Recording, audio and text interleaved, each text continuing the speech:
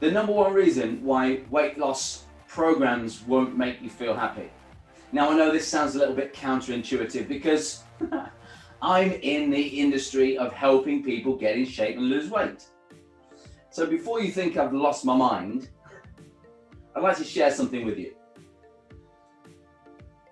Around the age of 12, I was given some advice by my granddad at the time, who I absolutely admired, looked up to and respected. He was a man who'd worked hard, who we saw each and every week, and he would drop in little nuggets of advice every now and then. And I remember one day him sharing this little nugget of information with me. And he said, when your face wants to smile, let it. If it doesn't, make it. Now, at the age of 12, this really baffled me. And I thought to myself, okay, he must have seen something in me that suggested that I wasn't happy in some way.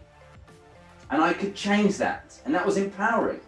But what that also did was led me on a path to seek happiness by looking to my external. So what do I mean by that? And how does that even relate to losing weight? So for the next 30 years, I found myself on a little journey, and it really saw me reaching out and exploring things external to me that made me happy. Going to college, going to university, joining the military, gaining qualifications, coming out of the military, starting my own business, working with professional and amateur racing drivers, flying around the world, all made me happy. But it was external to me. So what's that got to do with a weight loss program? You see, a weight loss program is something that is external to you. Now, weight loss and getting in shape isn't always about you having to be overweight. It's about you recognize that your reflection, what you see in the mirror, isn't a representation of what you feel you should be inside. So following a weight loss program is all about receiving something from the outside. Someone gives you a program, you download a program, you hear someone tell you, this is what you need to try. It worked for me, it worked for my friend. So you take that thing, that program, that advice, and you work towards it. Now the problem lies is that it's external to you. So with that being external to you, this is the whole reason why people only last between 4 and 6 weeks on a lifestyle change program. And then what happens?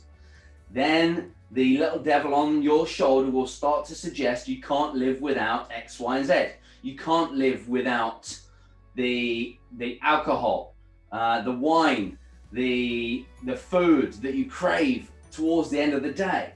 And you get drawn back to those habits you're trying so hard to escape from. So how does that relate to what I've just shared with you about the advice given to me by my granddad? You see, truly feeling connected and being happy with yourself is about 3 things, and 3 things only. It's about the physical you, it's about what's happening in your mind, and it's about the spiritual you. Now, I know before you just hit exit and go and find another video, it might sound all a little bit woo-woo, but it's super important to understand these 3 pillars will help you gain the traction to prevent you chasing an external thing to satisfy something which should be an internal problem to fix. And I say problem, it's not really a problem. It's about how you view your journey forwards to creating inner happiness without you having to hang your hat on a fitness program to bring happiness to you as an individual. So how do those 3 areas even come into play? So if I share my experience, I went through my teens, my 20s and 30s, and into my 40s, seeking an external solution to what was an internal problem. So I was making myself smile with an external solution, a new job, a sporting event, a qualification I was working towards, starting a new business.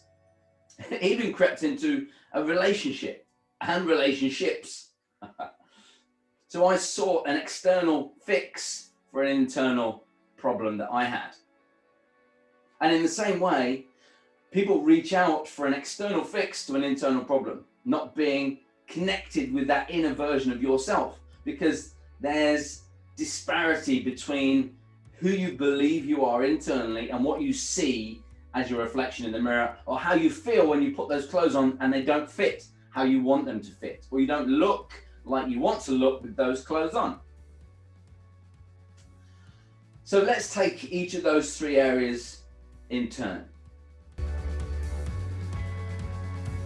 Let's take the physical you. The physical you is all about how you create calmness, health and well-being from the inside out. So a lot of people's perception is that something like the happy hormones that people talk about, the feel-good hormones, are produced in the brain. Now that's partly correct. Only 20% of your happy hormones are produced in the brain, with 80% being produced in your gut.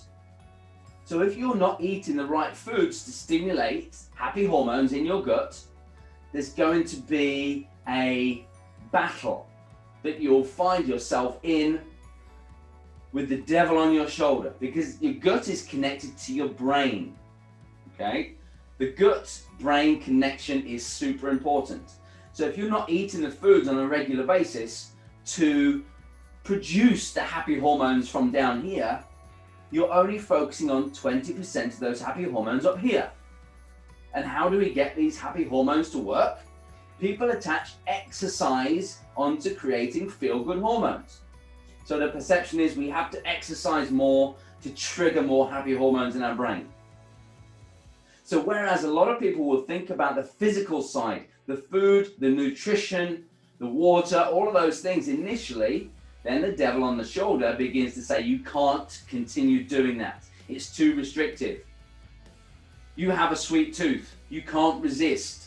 And all of that BS that we find ourselves thinking about. But we're neglecting the 80% as a result of that. 80% of feel-good hormones being produced in our gut influences our outlook massively. So the physical side and how we function internally is of paramount importance. So 80% of feeling good comes from what you eat and what you consume and how you treat your body. Now, it's not about living like a nun or a monk and cutting out everything from here on in. It's about you understanding that 80% of the time you're focusing on how you create 80% of your happy hormones, the physical you. The mental you is the next biggest thing, because it's the overarching element that keeps you on track. Who's ever felt that little devil on their shoulder trying to convince them that they can't do something, they can't sustain something? You can't do it. It's too hard. I can't live without having a glass of wine in the evening. I can't live without having a beer in the evening. It helps me relax. But ultimately, you know that daily consumption of alcohol isn't working with the narrative of improving health and well-being. And if it's a weight loss goal you're working with, you're constantly battling against that devil on your shoulder. So understanding that mindset is the overarching pillar to success means that you can learn how to navigate these pitfalls. So ultimately it goes back to the first pillar of the physical you. If you nourish your body well, you produce happy hormones, you get less interaction from the devil on your shoulder, and you can brush it aside. Feeling happy more often means less connection to having to reach for an external source to make you feel relaxed, or make you feel happy, or make you feel like you're back to yourself again. Now the spiritual you. It's very en vogue at the moment to talk about gratitude, to be meditating, to be thinking about the spiritual version of you. But some people have a block with that because they perceive it's very woo-woo, it's not for them, they can't do it.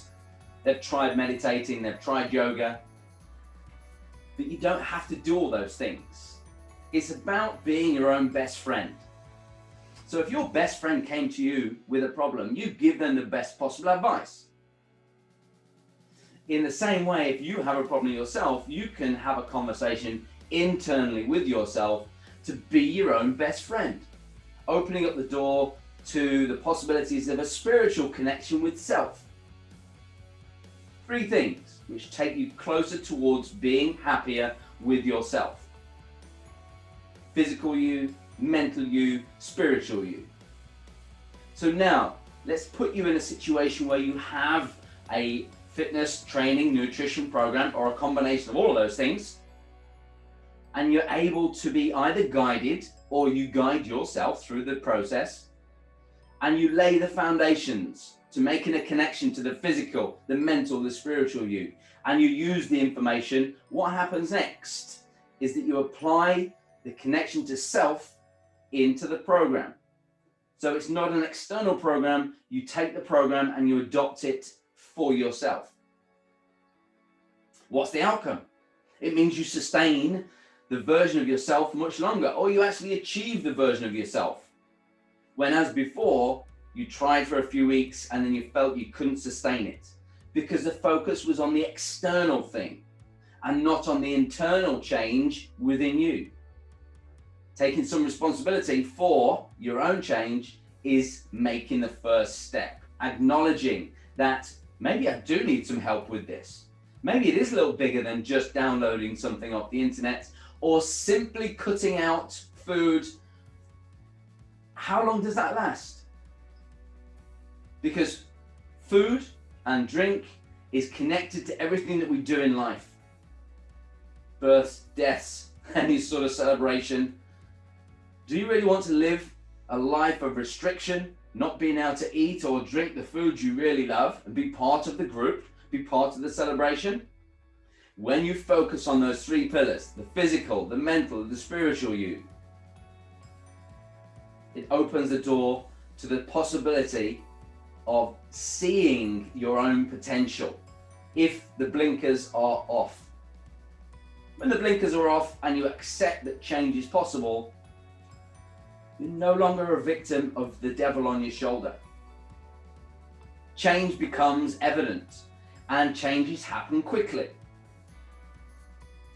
Now you achieve the effortless change to being in shape because you've laid the foundations to what's necessary to achieve that next step in the process. And what happens, the great outcome, is that you do lose weight, you are in shape. And the end result is you look at yourself in the mirror, you put those clothes on, and you feel better, and you feel happier. And it wasn't until I was in my early 40s when I realized that looking internally meant I didn't need the external sports event, training event, another job, another relationship. You can be happy on the inside when all of those 3 areas are balanced. And I found that. And it wasn't until my early 40s when I realized what my granddad was talking about all along. If your face wants to smile, then let it. If it doesn't, then make it. And it's the making it that should be reflected on the inside. How do I change that internally? And I was no longer hanging my hat on an external solution. It all sounds very simple. And it is. When you have the tools in place to be able to navigate those pitfalls that we all come across in life on a day-to-day basis. Life's busy. The perception is, I haven't got enough time to focus on those 3. Who has enough time? Nobody. It doesn't matter whether you're working for yourself, working for somebody else, whether you're a stay-at-home mum. It doesn't happen. It doesn't matter what you're doing right now. Nobody has the perception that they have time to change the things that are necessary to incorporate what they actually want in life. So what do we do as humans? We take the quick fix avenue. We download the program, or we just cut some things out of our diets because we perceive that's the quickest possible route. We all have time. We all have the ability to create what is necessary. Let me ask you this. Are you eating daily? Do you go shopping? Do you breathe? Do you drink water or any liquid? Do you sleep? Do you move around? If the answer is yes to all of those things, then you have enough time. It's just a case of knowing what order to place those things in to get you to the point at which you want to be within yourself, to be able to cross the bridge that seems so difficult to cross. Because where you are right now and the vision of where you want to be is all about how you cross that bridge to get there and sustain it long term. If it makes sense, if you have a question, pop it below. Hit the like button, hit the share button, hit the subscribe button if you want to hear more of this content. Thanks for your time today. Maybe food for thought. Hopefully food for thought. Have an awesome day.